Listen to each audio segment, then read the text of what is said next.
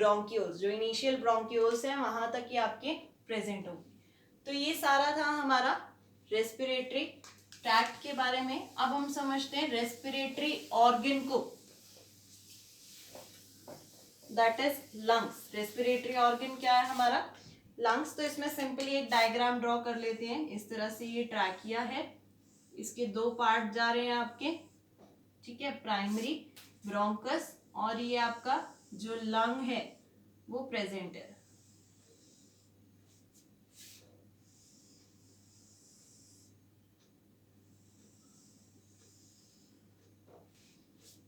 ये लंग्स है। लंग्स की अगर हम बात करें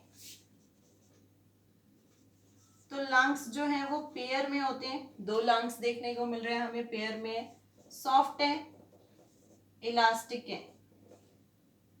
कोन shape in structure, they are cone shape, cone जैसी शेप है ना, तो कोन शेप है स्ट्रक्चर में। जो इनका एपेक्स है, ये वाला पार्ट क्या है? एपेक्स है, ये नैरो है, और ये वाला पार्ट क्या है? बेस है, जो कि ब्रॉड है, चौड़ा है, ठीक है। तो ये हमारा लंग्स है। लंग्स की अगर हम बात करें यहाँ पर, तो आपको लंग्स जो है वो दो लेयर से कवर्ड होते हैं। They are surrounded by a two membrane. इस तरह से दो मेम्ब्रेन जो है यहाँ पे हमें देखने को मिलती हैं। दोनों लंग्स के अराउंड टू मेम्ब्रेन्स प्रेजेंट होंगी। दो मेम्ब्रेन है, एक outer membrane and second is inner membrane. So दो मेम्ब्रेन से हमारा लंग जो है वो कवर्ड होता है, outer membrane and inner membrane. और ये जो मेम्ब्रेन्स हैं आपकी, ये क्या होती हैं? हमारी pleural membrane. They are called pleural membrane. दोनों मेम्ब्रेन को हम क्या बोलते हैं? Pleural membrane. आउटर मेम्ब्रेन और इनर मेम्ब्रेन को मिलाकर हम प्लूरल मेम्ब्रेन बोल रहे हैं। और अगर हम इनकी सेपरेटली बात करें तो जो आपकी इनर मेम्ब्रेन है, inner membrane is visceral membrane and outer membrane is parietal membrane. So parietal and visceral membrane both form pleural membrane, that is lungs की जो है वो आपकी मेम्ब्रेन है, ठीक है। अब इन दोनों के बीच में कुछ फ्लूइड जो है यहाँ पे प्रेजेंट होता है। इस तरह से दोनों लेयर्स, दोनों मेम्ब्रेन के बीच में आपका यहाँ पे फ्लूइड जो है वो प्रेजेंट होगा। This fluid is called pleural fluid.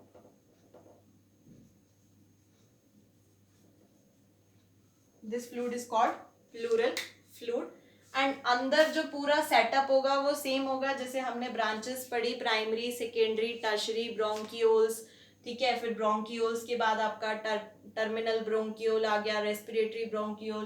तो ये सारे जो है हमारे उसके सेम पार्ट्स होंगे और एंड में हमें क्या मिलेगा? एल्वेओलाई जो है वो प्रेजेंट होगा। अब यहाँ पे आपको एक स्लाइट डिप्रेशन देखने को मिल रहा है। ये इस तरह का डिप्रेशन है। इस डिप्रेशन को हम बोलते हैं कार्डियक नॉच। यहाँ इस डिप्रेशन में आपका जो हार्ट है वो सिचुएटेड होता है। So heart is present in cardiac notch. Cardiac notch में हार्ट जो है वो प्रेजेंट होगा। यहाँ पर एक स्ट्रक्चर होगा। इस स्ट्रक्चर को हम क्या बोल रहे हैं? डायफ्राम, जो कि हमारा थर्ड पार्ट था रेस्पिरेटरी सिस्टम में। डायफ्राम, डायफ्राम जो है वो आपका डोम शेप्ड स्ट्रक्चर होता है। This is dome shaped structure. और मैंने आपको वीडियो की स्टार्टिंग में ही बताया था कि जो डायफ्राम है वो आपके थोरैसिक कैविटी और एब्डोमिनल कैविटी को सेपरेट करके रखने का काम कर रहा है। डायफ्राम से ऊपर वाला पोर्शन थोरैसिक कैविटी, डायफ्राम से नीचे वाला पोर्शन एब्डोमिनल कैविटी। तो डायफ्राम का फंक्शन क्या हो गया? डायफ्राम का separate the thoracic and abdominal cavity. तो ये इसका फंक्शन हो गया। यही अगर हम प्लूरल फ्लूइड की बात करें तो प्लूरल फ्लूइड जो है वो लुब्रिकेशन में हेल्प करती है, इन दोनों मेम्ब्रेन के बीच में लुब्रिकेशन का काम करेगी, ठीक है। शॉक एब्जॉर्बर, अगर कोई भी शॉक लगता है, हल्का झटका लगता है, तो उससे भी आपके लंग्स को डैमेज ना हो, उससे भी प्रोटेक्ट करने का काम कौन करती है, हमारी प्लूरल फ्लूइड हमें हेल्प करती है। अब अगर हम लंग्स के इंटरनल रीजन की बात करें, ये तो थी इसके आउटर रीजन की बात, लंग्स के अगर इंटरनल पार्ट की बात करें तो ये आपका अगेन राइट लंग आएगा and this is left lung.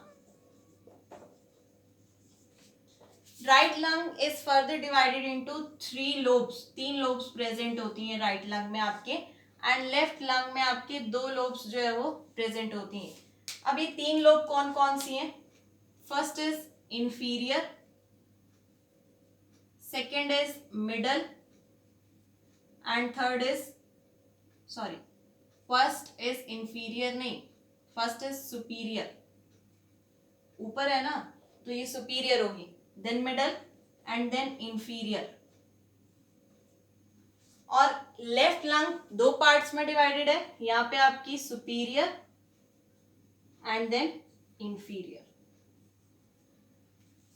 तो राइट लंग जो है वो आपका बिगर होता है, साइज की भी अगर हम बात करें, हम देख पा रहे हैं ये मैंने थोड़ा सा बड़ा बनाया है, ये थोड़ा सा छोटा बनाया है, and left lung is smaller, ठीक है। दोनों का अगर साइज बड़ा और छोटा है तो उनके वेट में भी डेफिनेटली फर्क होगा। तो जो राइट लंग है that is 620 grams and left lung is 560 grams, तो इनके बीच में डिफरेंस होता है। लेफ्ट लंग में कार्डिक नॉच जो है वो प्रेजेंट होगी, राइट लंग में कोई कार्डिक नॉच जो है वो फर्दर प्रेजेंट नहीं होती है। ट्रैकिया की बात की थी, ट्रैकिया के बाद प्राइमरी ब्रोंकाई है, प्राइमरी ब्रोंकाई फर्दर डिवाइड हो रहे थे सेकेंडरी ब्रोंकाई में। तो ये जो सेकेंडरी ब्रोंकाई है ये 3 पार्ट्स में डिवाइड होंगी, एक सुपीरियर में जाएगी, एक मिडल में एंड देन इंफीरियर में। और जो यहाँ वाली प्राइमरी ब्रोंकस होगी ये 2 पार्ट्स में डिवाइड होगी, एक सुपीरियर में जाएगी एंड देन एक इंफीरियर में जाएगी, ठीक है। तो इस तरह से इनके बीच में हमें डिवीजन जो है वो देखने को मिलेगा। 2 लोब्स हैं तो 2 में डिवाइड हो जाएंगी, 3 लोब्स हैं तो 3 में डिवाइड हो जाएंगी।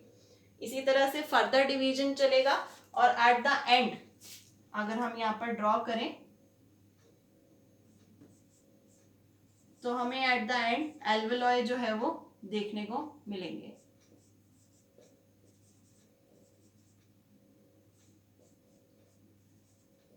हर लोब के पास एल्वेलॉय जो है इस तरह से प्रेजेंट होंगे, फर्दर ब्रांचेस डिवाइड हुई एंड एंड प्रोडक्ट आपका क्या आएगा, एल्वेलॉय जो है यहाँ पर फॉर्म हो जाएगा,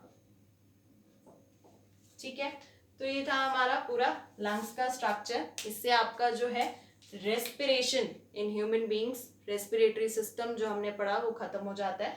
सीरीज हम जानते हैं, नोस्ट्रल से एयर की एंट्री होगी, then nasal passage, 2 nasal chamber है, दोनों नेजल चैम्बर के बीच में नेजल सेप्टम प्रेजेंट है जो कि दोनों नेजल चैम्बर को सेपरेट कर रहा है, 2 नॉस्ट्रल्स प्रेजेंट है, देन आपके नेजल चैम्बर के बाद नेजोफैरिंग्स वाला रीजन आएगा, ठीक है। नेजोफैरिंग्स वाले रीजन के बाद हमारा फैरिंग्स, लैरिंग्स, लैरिंग्स के बाद ट्रैकिया, फिर ये हमारे इनमें एंटर करेंगे ब्रोंकस में, ब्रोंक्यूल्स में एंड देन अल्टीमेटली एयर जो है वो आपके एल्वेलॉय में एंटर करेगी। तो इस तरह से ये पूरा जो है ये ट्रांसपोर्ट का मैकेनिज्म जो है इनमें देखने को मिलता है। वन थिंग मोर, जब हमने बात की थी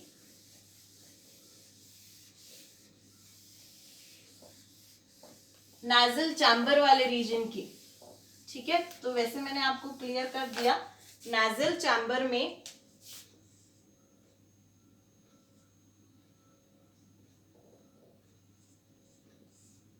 नाजल चैम्बर वाले रीजन में ये एक नॉस्ट्रल बनाया है, दूसरा नॉस्ट्रल दूसरी तरफ होगा, ये एक नाजल चैम्बर बनाया है, बीच में सेप्टम होगा, दूसरी तरफ दूसरा नाजल चैम्बर होगा, ठीक है। और ये जो अंदर की तरफ जहां पे एरिया खत्म हो रहा है, this is called internal Norris. जैसे ये एक्सटर्नल नारिस था, ऐसे अंदर वाला क्या हो जाएगा, इंटरनल नारिस। और हमने डाइजेशन में पढ़ा था यहाँ पे माउथ के पास एक स्ट्रक्चर प्रेजेंट होता है इस तरह का, हैंगिंग, इसको हम यूव्यूला बोल रहे थे, ठीक है। तो जब आप फूड को एनगल्फ करते हो तो यूव्यूला क्या करता है, आपके इंटरनल नारिस को इनक्लोज कर देता है, क्लोज कर देता है, कवर कर देता है, ठीक है, जिससे आपका फूड जो है वो नाजल चैम्बर में एंटर ना कर सके। तो इसके साथ breathing and exchange of gases में आज सिर्फ इतना ही पढ़ेंगे हम।